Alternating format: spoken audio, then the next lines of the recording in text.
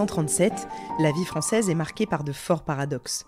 D'un côté, on s'est remis de la Première Guerre mondiale et on a reconstruit ce qui devait l'être. Mais en province, les réalités de l'Europe creusent les visages. Les difficultés financières s'amoncellent pour les petites gens, ceux qui la plupart du temps nourrissent les autres. La montée du nationalisme aussi fait peur et les conflits grondent aux portes du pays, notamment en Espagne, où Franco mène les plus fascistes au cœur d'une guerre civile sanglante. C'est dans ce contexte pesant qu'un beau matin de janvier, on retrouve sur une plage de Vendée un cadavre non identifié. Je suis Camille Debreuil et je vous raconte aujourd'hui un nouveau crime oublié.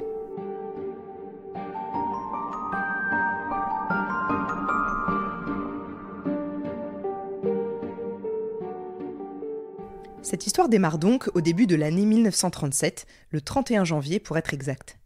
Si je vous parle de plage, c'est parce que cette histoire ne se déroule pas à Paris, comme celle que je vous ai déjà racontée cette même année, mais bien en province, sur la côte vendéenne.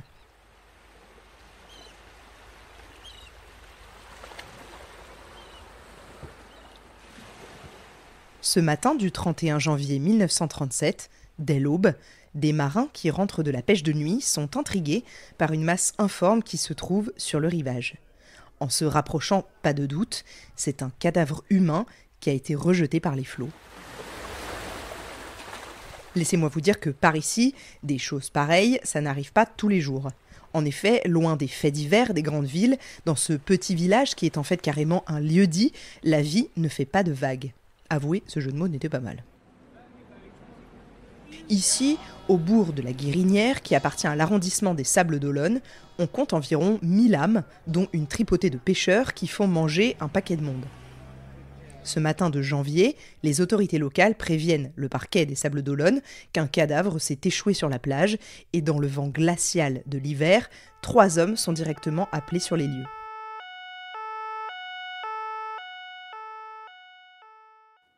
Le maire de la Guérinière, M. Bernard, le garde maritime, Samelin, et le docteur Poignant, qui vient de Noirmoutier. Ils sont là pour les premières constatations, même si, entre nous, il n'y a plus grand-chose à constater vu l'état du corps.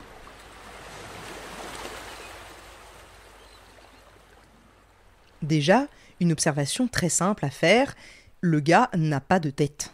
C'est gênant pour l'identifier, et surtout on se demande directement où elle est. Et si la faune maritime s'en est chargée, ou si ça relève de la décapitation pré-mortem. De suite, on pense que c'est peut-être la dépouille du pauvre facteur des postes de la ville d'Auray qui s'est jeté à la mer près de Quiberon 3 semaines plus tôt avec ses 2 fillettes et dont on n'avait jusque-là pas retrouvé le corps. Mais le facteur avait 45 ans et mesurait plus d'1,70 m. L'homme allongé sur le sable ne ferait, avec sa tête, même pas 1,65 m a priori et il n'aurait qu'une trentaine d'années, ça ne colle pas. Et justement, dans ce qui ne colle pas du tout avec cette thèse, il y a le fait que le corps est complètement ligaturé par une corde qui en serre une cuisse et le bassin. Les nœuds se trouvent derrière le dos, ce qui écarte directement la thèse qu'on préfère alors, le suicide. Faut dire que pour se décapiter soi-même, faut sacrément garder la tête froide. On remarque aussi qu'il manque des bouts. L'avant-bras droit est décharné, l'avant-bras gauche et la main gauche manquent, les jambes sont à demi décharnées aussi, mais le tronc, lui, est resté presque intact. Ce qui intéresse particulièrement le garde maritime, ce sont des traces violacées, causées vraisemblablement par la ceinture qu'il portait. Mais très rapidement, les 3 hommes découvrent, sous le corps, un long morceau de corde rattaché au bassin. Et là, il y a peu de doute. Le corps a sûrement été lesté par une pierre ou par un autre objet lourd pour favoriser son immersion. Autour de la petite équipe, les marins et quelques badauds s'agglutinent pour mettre leur grain de sel dans ce qui ressemble pourtant à un début d'enquête policière. Et ce sont les marins, justement, qui donnent un indice important. Les nœuds effectués avec la corde autour du corps sont des demi-clés un peu spéciales. Ils l'affirment, ce ne sont pas des nœuds faits par des marins. En tout cas, eux ne les pratiquent pas du tout.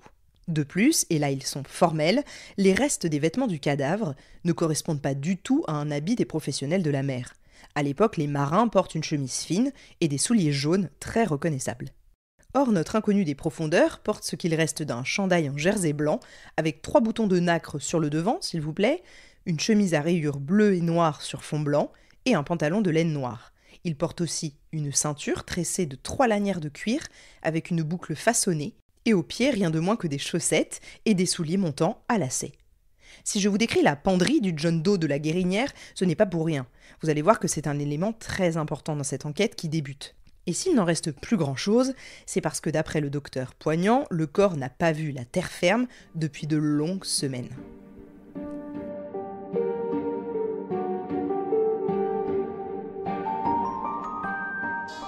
La vie reprend son cours dans les petits villages de Vendée, qui déjà ne parlent plus que de ce corps retrouvé échoué et abîmé par la mer et par les hommes. Les noyés, on a l'habitude sur la côte, mais les ligotés, ça non. Ça aurait pu être ça, une simple histoire de noyés ou de règlement de compte. Mais voilà que le 3 février, au lieu dit la Tonnelle, sur la plage de Saint-Jean-de-Mont, un deuxième cadavre s'échoue. On rappelle les autorités, et pas la peine de vous faire un dessin, le gars est dans l'eau depuis très longtemps, 2 ou 3 mois d'après le médecin du coin. À lui, il manque les bras et les jambes, mais il a sa tête. En revanche, par rapport au corps retrouvé il y a quelques jours, il n'est pas ligoté. Sur son dossier, on marque donc « accident probable ». Et surtout, on note que ça n'a rien à voir avec l'inconnu de la Guérinière. Mais quoi ? Vous aussi vous étiez persuadés qu'ils avaient un lien tous les deux ? Attendez. Le jeudi 4 février, donc le lendemain, il est 7h30 du matin quand les habitants du village de la Sauzale, près de Bretignolles, sont informés par commérage interposé que le cadavre d'un homme vient d'être découvert sur la côte, au lieu-dit le Petit Rocher. Oui, en Vendée, apparemment, il n'y a que des lieux-dits. On prévient directement la gendarmerie de Saint-Gilles-Croix-de-Vie, la ville la plus proche, et les autorités du village. Avec les premiers éléments, on sait que le cadavre est celui d'un homme entre 40 et 50 ans et qui est nu comme un verre. Il porte cependant un anneau en or à un doigt de la main droite et une montre bracelet en métal de la marque Longines au poignet gauche. Le médecin remarque également dans sa bouche qu'il a en tout 5 dents horrifiées, c'est-à-dire plombées d'or. Le gars ne devait pas être un simple agriculteur. Il est ligoté avec une corde de 6 mm de diamètre et à lui aussi, il manque des membres. Ah, ça vous rappelle quelque chose, pas vrai ? On note tout ça, puis on lui retire anneau et montre, et on procède à la mise en bière avant de le transporter à la mairie de Bretignolles en attendant que le parquet des Sables d'Olonne accepte l'inhumation du corps. Et la journée n'est pas finie pour la Vendée, qui passe clairement une mauvaise semaine. 2 heures plus tard, vers 9h30 du matin, un groupe de marins découvre sur le sable de la petite plage de la Croix-de-Vie un autre cadavre. Un homme encore, sensiblement la même taille et le même âge que celui retrouvé à l'aube, 40 ou 50 ans. Il porte un paletot bleu marine, mais n'a pas de pantalon. Ses mains sont attachées derrière le dos avec une corde qui lui en serre le bassin. Lui non plus n'a aucun papier sur lui et reste donc un mort inconnu qu'on dépose à la morgue de l'hôpital le plus proche.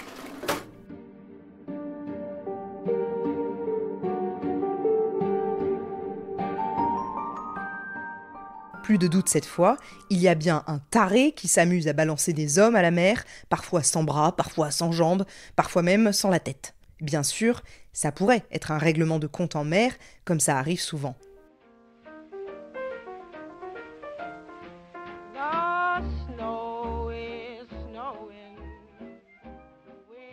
N'oublions pas qu'on est en 37, la justice, ça se fait parfois un peu soi-même, et surtout l'ambiance dans les campagnes est morose pour ne pas dire carrément qu'elle est un terreau fertile pour la violence. Il faut dire que l'actualité du continent tout entier est complexe. Entre l'abdication du roi anglais Édouard VIII l'année précédente, la popularité d'Hitler et du régime nazi, ainsi que des fascistes en Espagne et en Italie, l'avenir s'annonce plus qu'incertain, et des morts qu'on balance par-dessus bord, ça pourrait arriver. À l'échelle des villages français, la vie quotidienne est façonnée par la nécessité de s'adapter à des changements sociétaux très rapides. On s'est remis de la Première Guerre mondiale, on a reconstruit du coup ce qui devait l'être, et la mondialisation est en train de rouler à toute vitesse sur l'ancien monde. Les traditions séculaires se retrouvent parfois en contradiction avec les aspirations modernes et la politique devient très facilement une arène à ciel ouvert où si tu n'es pas d'accord avec ton voisin, alors tu es son ennemi. C'est aussi simple que ça et ça dégénère très vite.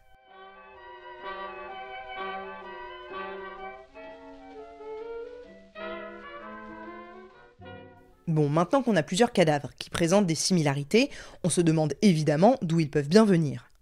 Et là, plusieurs questions se posent. D'abord, ont-ils été tués à terre ou en mer, car ça ne relève pas de la même juridiction. Ensuite, qui sont-ils? Mais là, ça va être compliqué de trouver des réponses. Enfin, pourquoi se sont-ils échoués à quelques jours d'intervalle et à des endroits différents des côtes vendéennes?